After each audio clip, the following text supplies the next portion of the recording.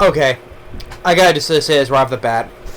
Our guy Toka just pulled one of the best fast ones. Pulling a fast one. He pulled one of the best I've seen in the show, and because of that, I was in awe like this. This has made easily the best episode I've seen as of yet. Our guy Toka. Okay, right off the bat, there's this guy who is named Civil or Civit. Claim he's his knight, so-called white knight, shiny armor on a dragon, right? Claims he's humanity's strongest, right?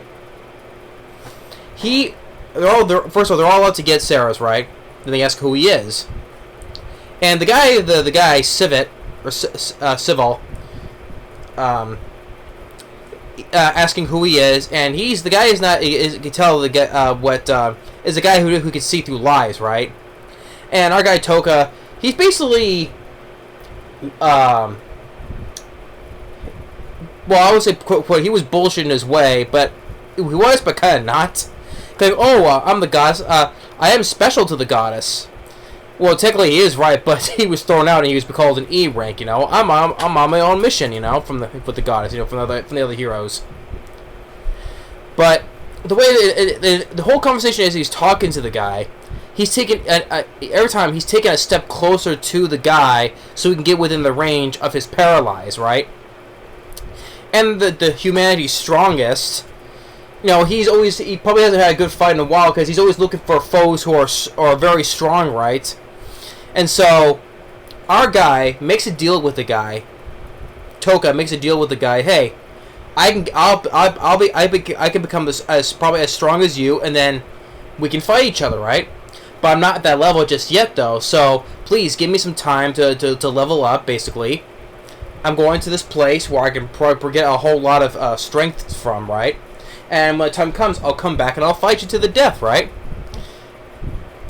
And then after that, if I fail, then you can get Sarah's, And the guy basically he agreed, he was looking forward to that. And then they're just about to fly off, right? And the moment they turn their backs on him, which I didn't think that was going to happen. I thought he was going to let them go. Okay, we'll have that match up later on, right? But no. No. As soon as he turned their backs, as they were flying off, Toka instantly just shouted, "Paralyze!" to the shock of Civil. And all of his guys, they all dropped down and paralyzed. They all got poisoned, sleep, whatever. I was like, this is the biggest gotcha moment he has done. And the guy, I guess he is quote humanity's strongest because he is resisting the poison and the paralysis. He's slowly crawling, inching towards him, So I guess the guy is strong up to he's resisting a little bit though, but the poison is getting to him as well, And then all of a sudden, then it shows him a more badass our guy is. Not only with that though, but then. Now with Piggy Morrow, our new after this he's my new favorite side character now. He uses because he was doing some experiments from the last episode on Piggy Morrow, right? And so he uses Piggy Morrow as him, he puts this the sort of design on his face, right? And then he uses Piggy Morrow to basically, because there are more dragons and knights in the sky, right? He uses Piggy Morrow to use him to reach the distance to the guy so he can get in range to paralyze and poison them. And I was not believing what I was watching. Now, like I said, I just don't. After watching this episode, people can be negative on the show all they want, though. I just don't freaking see it. I don't. With a moment like that, I just don't see. Yes, okay. People still complain about the 3D animation, especially when they're standing still and they're talking, right? Granted, now, there was only one or two scenes with them standing still, talking with a 3D motion with their arms and stuff, right? I give it that, though, but that wasn't, that was, I would say barely in this episode. So that was a good thing, though. But like I said, that overall doesn't bother me, though, overall, though, but at least it was one or two scenes. But overall, the animation, the production was really good, and our boy, the Toka, took out humanity's strongest, as well as his entire army of Dragon Knights. And I was like, to me, that he pulled the biggest gotcha mode he's done in the series so far. I mean, yeah, I think believing the guy. Okay, I'll level up, and then we'll come back later and we'll have that matchup, right? Okay, I thought he was gonna leave, and that was it because he gambled on it, basically because otherwise if he found out, the guy would have killed him, right? So he took a gamble and it worked though, right? And okay, he's gonna let him go, wait till he gets the rematch, but no, gotcha. As soon as you turned your back, poison, paralyze, sleep. That just blew me, you know.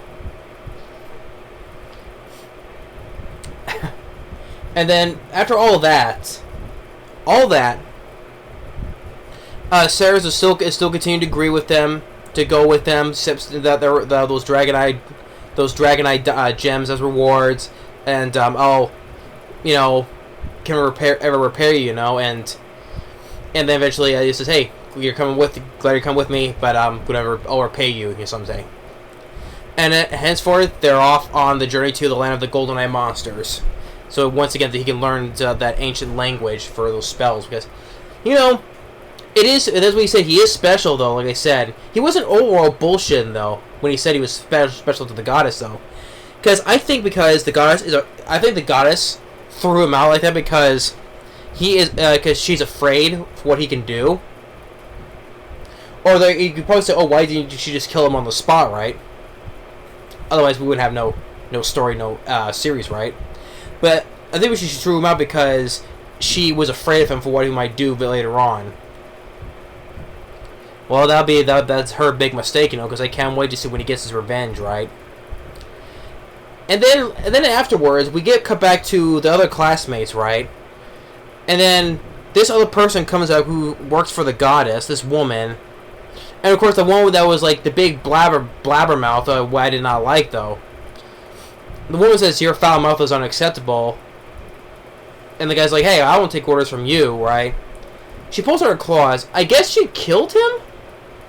Because the guy fell to the ground, wasn't moving. I'm like, she killed him? If so, I'm like, damn, I wanted to see Toka get his revenge on him for you know, basically being a shithead to him, you know? For shitting on him. If that's the case, I'm like, oh man, you know? I want to see Toka really just beat his ass down. But I didn't see no blood or anything. The guy just fell to the ground. So I don't know if it was a knockout or a spell or nothing when he took out those little claws of hers. And then after the credits, the goddess is like praising her for her loyalty, and then gives her a reward just by licking her foot. I'm like, this woman. I tell you, like I said before in the last episode, I hate this bitch. I really hate this. I really would love to see what shit is going to be coming to her when Toka gets his revenge on her. I'm glad that something shitty will happen to her. Because I haven't been more infuriated about a character for a villain like this goddess was I've seen. First of all, being so manipulative with the main girl, with the main classmate, you know, the one classmate that was nice to Toka, Shogo was her name. And being manipulative and talking in such a calm voice, you know, sort of being manipulative to her, and then doing those fake tears, those fake wah-wah tears. I just can't wait for something shitty to happen to her. Yeah, but episode 6, I loved it. Just Toka has really just already become such a badass character already. I mean, I don't know how I could fathom just how, okay, he was going to let him go by, okay, I promise the matchup later when we get stronger. The moment you turn your back, paralyze. I'm like, you sneaky bastard, you know? You sneaky bastard. I mean, yeah, Toka's a guy. Well, because Sarah said that, you know, she reminds him of his aunt, the one that took care of him properly. You know, who took care of him properly.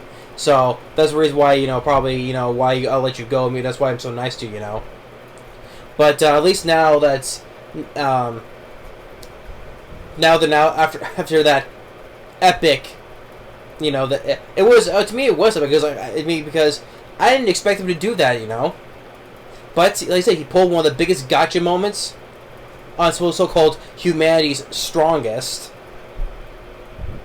Like I said, he was able to resist, the poison paralysis a little bit of it. So give him credit on that, though. But in the end, it didn't save him though, because he was quick on that javelin sword when he on the last episode when Toga paralyzed the guy to get info right.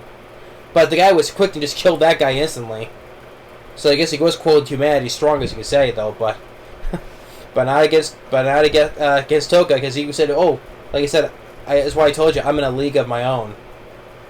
So that was like I was like, with the moment he did that, So yeah, episode 6 of Failure Frame, 10 out of 10. Like I said, to me, screw the negativity. I'm loving this show.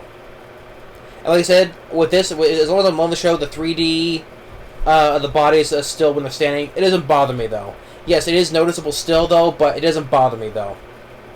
Luckily there was like 1 or 2 scenes though, but overall it was once again the best one I've seen as of yet. So I just can't wait to see more gotcha moments that Toka will do, And so just that can't wait for that goddess to get her comeuppance, But yeah, anyway, that's episode 6. Thanks for watching, and stay tuned for more. We'll see you next time. Later.